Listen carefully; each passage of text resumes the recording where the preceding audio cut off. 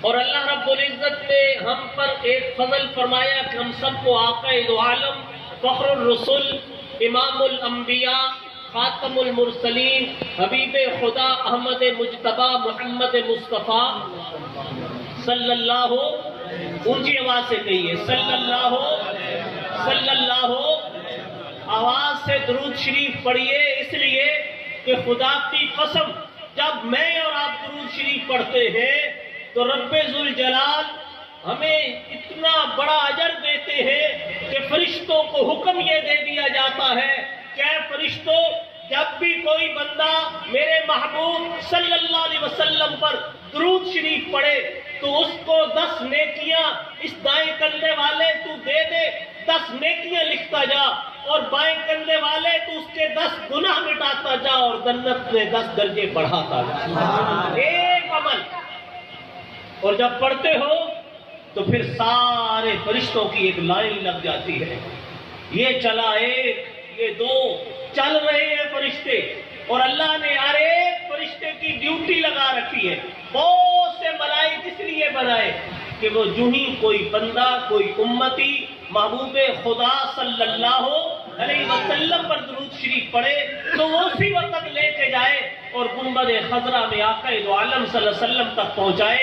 حاضری لگتی جاتی ہے، ادھر پڑھا ادھر نکلا، بار بار پڑھتے گئے، اتنا درود شریف پڑھا کہ خدا کی قسم مدینہ منورہ سے لے کے یہاں تک فرشتوں کی لائن لگ جائے۔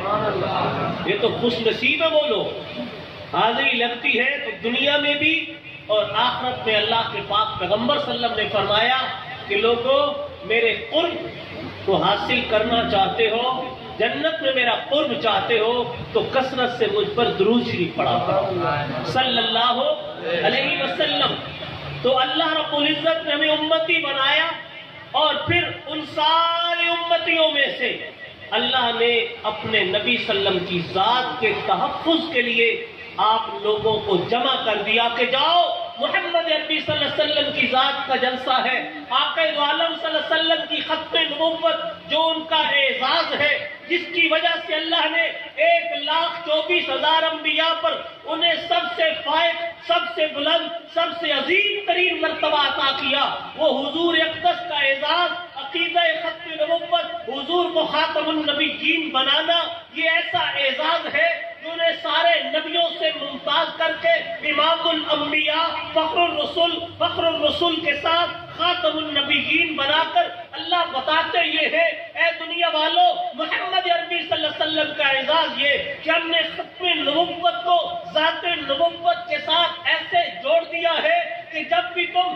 خاتم النبیین کہتے ہو تو آدم سے لے کر عیسیٰ روح اللہ تک 1,24,000 نبی آئے، لیکن تمہارا ذہن کسی نبی کی طرف نہیں جائے گا۔ جب بھی کوئی کہے گا خاتم النبیین تو ذہن فوراً پہنچے گا آمنہ کے لال، مکہ کے در یتیم، محبوب خدا محمد الرسول اللہ صلی اللہ علیہ وسلم کی طرف۔ اور جب کوئی کہے امام الانبیاء، جب کوئی کہے فخر الرسل، جب کوئی کہے سردار دو جہاں، جب کوئی کہے شفیع المذنبین، جب کوئی کہے رحمت للعالمین، تو ایک ہی ذات کا تصور آتا ہے کہ جنہیں محمد الرسول اللہ کہتے ہیں، محمد کہتے ہیں، خاتم النبیین کو خاتم النبیین کہتے ہیں محمد الرسول اللہ، یہ ایسے جڑے ہوئے۔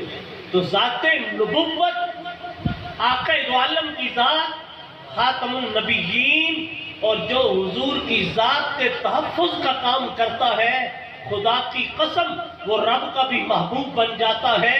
اور آقا دو عالم صلی اللہ علیہ وسلم کی دعائیں بھی شامل ہیں، اور اس سے بڑھ کر کیا کام ہوگا کہ صفات بھی کر رہا ہے، ذات نبوت کو بھی لے کے چلتا ہے، اعمال بھی کر رہا ہے، ذات نبوت کا فریرہ بھی لہراتا ہے، حضور کی ناموس کا تحفظ بھی کرتا ہے، حضور سے نکلنے والے اعمال پہ عمل بھی کرتا ہے، کلمہ پڑھا لا الہ الا اللہ محمد الرسول اللہ، کلمہ پڑھ کے ایک کونے میں بیٹھا نہیں ہے، بلکہ کلمے نے جو کہا، خدا کی قسم لا الہ الا اللہ، جس طرح یہ لا کہتا ہے اللہ کے سوا کوئی معبود نہیں، اللہ کے سوا کوئی عبادت کے لائق نہیں، اللہ کے سوا کوئی حاجت روا مشکل کشا نہیں، اللہ کے سوا کوئی پالن ہار نہیں، اللہ کے سوا کوئی حی و قیوم نہیں، اللہ کے کوئی مومن اور محمن نہیں. لا الہ الا اللہ.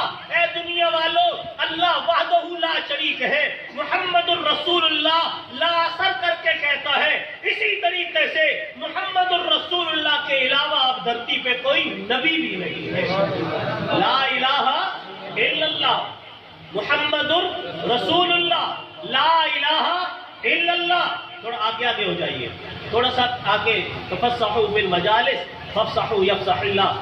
دوست آ رہے ہیں، آپ کو آگے ہونے کا ثواب مل جائے گا. ان کے لیے جگہ بنائیں گے، اللہ بھی راضی ہوگا انشاءاللہ. تھوڑی تھوڑی حرکت کریں گے تو اس سے اللہ تعالیٰ کی رحمت بھی آئے گی. آنے والوں کے لیے جگہ بنا دیں. دوست آ رہے ہیں. لا الہ الا اللہ. میرے ساتھ چلیں گے اگر آپ. میں نے کہا ذات نبوت کے لیے اللہ جسے چن لے اس سے بڑا خوش نصیب کون ہے؟ جنہیں چنتا ہے نا اللہ، خدا کی قسم وہ خوش نصیب ہوتے ہیں. میرے آقا دو عالم صلی اللہ علیہ وآلہ وسلم دنیا سے پردہ فرمانے لگے. نزا کا عالم ہے. آقا دو عالم صلی اللہ علیہ وسلم کے لبوں پر مسکراہٹ آ گئی. سبحان اللہ. یار وہ آقا جب مسکراتے ہوں گے تو عالم کیا ہوگا. سبحان اللہ. جب مسکراتے ہوں گے، خدا کی قسم میری ماں مسکرائے، میرا باپ مسکرائے تو کتنی گھر میں رونق آ جاتی ہے. میرا بچہ مسکرائے رونق آتی ہے.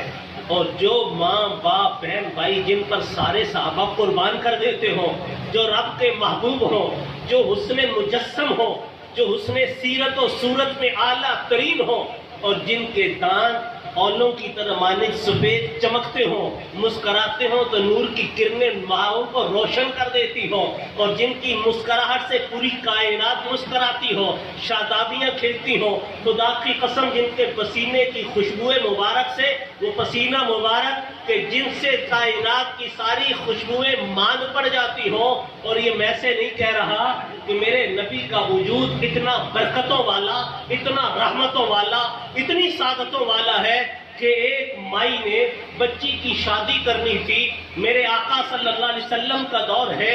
اس دور میں لوگ اپنی بیٹیوں کو خوشبوئیں دیا کرتے تھے. عرب میں آج بھی چلے جائیں تو مہنگا ترین عطر، مہنگی ترین خوشبو وہاں پہ ملتی ہے. کبھی کسی کا جانے کا اتفاق ہو، عطر کی دکان پہ چلا جائے تو وہ ریٹ بتاتا ہے 800 ریال، 500 ریال، 1000 ریال، یعنی 50,000، 30,000، 40,000. لوگ حیران ہوتے ہیں اور عربی دھڑا دھڑ خریدتے ہیں. اس لیے کیوں خریدتے ہیں؟ آپ بھی رکھا کرو کہ میرے آقا صلی اللہ علیہ وسلم کو خوشبو بڑی پسند تھی. باوجود اس کے کہ پسینہ مبارک سے خوشبو اتنی آتی کہ گلیاں مہک جاتی، پھر بھی آپ کبھی عود لگاتے، کبھی مشک لگاتے. فرماتے مجھے خوشبو پسند ہے. آقا دو عالم کا دور ہے. وہ مائی بیچاری پریشان کہ میں اپنی بیٹی کو تحفہ کیا دوں. اور جب سب پریشان ہوتا ہے نا کوئی اللہ کا بندہ تو رب ذوالجلال انتظام کر دیتے ہیں. اس کے ذہن میں آیا فوراً کیوں ہو حال تو نکل آیا. میرے آقا آرام فرما رہے ہیں، پسینہ مبارک آیا ہوا ہے. وہ روئی سے پسینہ سارا کاٹن سے اکٹھا کرتی ہے اور پھر نچوڑ کے ایک چھوٹی سی شیشی میں بھرنا شروع کرتی ہے. بھر لیتی ہے شیشی میں، شیشی بھر کے گھر لے جاتی ہے. بیٹی کو کہتی ہے بیٹی میں تجھے اتنی بڑھیا خوشبو دے رہی ہوں کہ دھرتی پہ کسی نے کسی کو دی نہیں ہوگی. خدا کی قسم شادی ہے، شادی کے دن اس کی بیٹی